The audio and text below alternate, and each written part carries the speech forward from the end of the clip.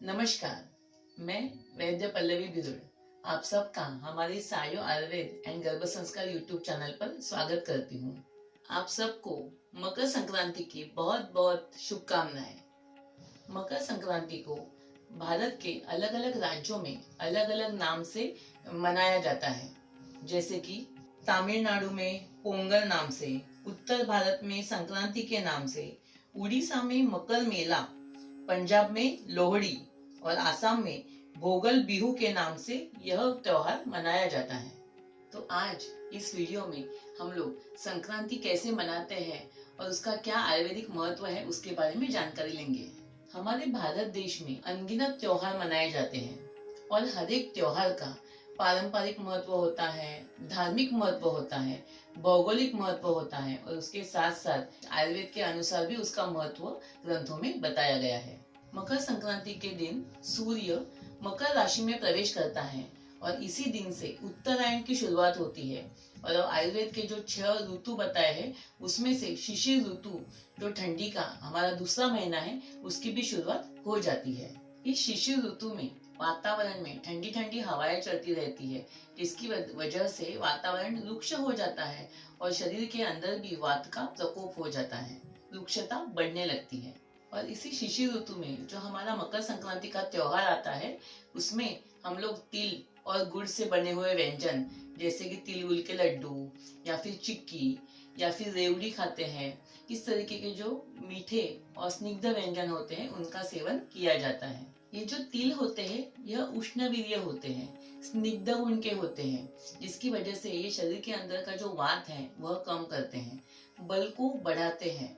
उसके साथ साथ केश और त्वचा की रक्षा करने के लिए भी यह बहुत ही लाभकारक होते हैं। इसी वजह से इस ऋतु में, शिशिर ऋतु में और मकर संक्रांति के त्योहार में तिल का सेवन करना बहुत ही लाभकारक होता है। गुड़ है वह भी मधुर रसात्मक है और स्निग्ध गुण वाला है, जिसकी वजह से वह शरीर के अंदर का वात कम करने में लाभकारक होता है।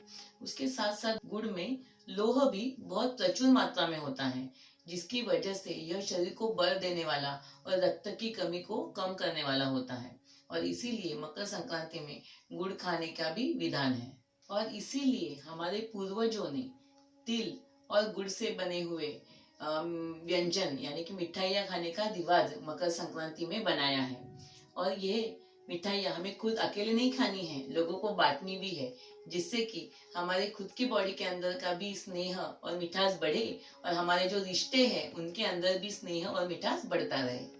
और इसीलिए जब भी हम एक दूसरे को तिळगुळ देते हैं तो मराठी में ऐसे बोला जाता है, तिळगुळ घ्या आणि गोड गोड बोला, जिससे कि हमारे रिश्तों के अंदर का स्नेह और प्रेम बढ़ता रहेगा। इसके साथ साथ मकर संक्रांति के त्योहार में पतंग उड़ाने की भी प्रथा है। जैसे कि हमने देखा कि आयुर्वेद के हिसाब से इस मकर संक्रांति के समय शिशिर ऋतु का आरंभ हो जाता है, वातावरण में ठंडी होती है और इसीलिए चरक संहिता में इस ऋतु में आतप सेवन यानी कि धूप का सेवन करने के लिए बताया है। और इसीलिए हमारे पूर्वजों ने बोलते ना, वो बहुत ही युक्ति पूर्वक पतंग उड़ाने के बहाने से हम धूप में जाएंगे तो हमारे बॉडी को उष्णता मिलेगी, गर्मी प्राप्त होगी और हमारा ठंडी से बचाव हो सकता है और हम त्योहार का आनंद भी उठा सकते हैं। वैसे ही मकर संक्रांति के त्योहार में काले रंग के कपड़े ज्यादातर पहने जाते हैं। महाराष्ट्र में तो ज्यादा मात्रा में काले रंग के कपड़े पहनने का रिवाज है। तो ये जो रिवाज है ना, यह भी आयुर्वेद के अनुसार वैज्ञानिक तत्वों पर आधारित है, क्योंकि विज्ञान के अनुसार ये जो काला रंग होता है यह गर्मी को अपने अंदर खींच लेता है, जिससे कि हमारे अंदर की शरीर की गर्मी बनी रहती है और ठंडी से, सर्दी से हमारा बचाव हो जाता है। तो देखा आपने, हमारे भारत का हर एक त्योहार आयुर्वेद और वैज्ञान के तत्वों के ऊपर आधारित होता है। और इसीलिए यदि हम हमारे हर एक त्योहार को हमारे पूर्वजों ने बताई हुई रीति के अनुसार सेलिब्रेट करेंगे तो हम उस त्योहार का भरपूर आनंद भी उठा सकते हैं और हमारे आरोग्य की रक्षा भी कर सकते हैं। यदि आपको हमारा यह वीडियो अच्छा लगा हो तो इसे लाइक करें, शेयर करें और सब्सक्राइब करें। धन्यवाद।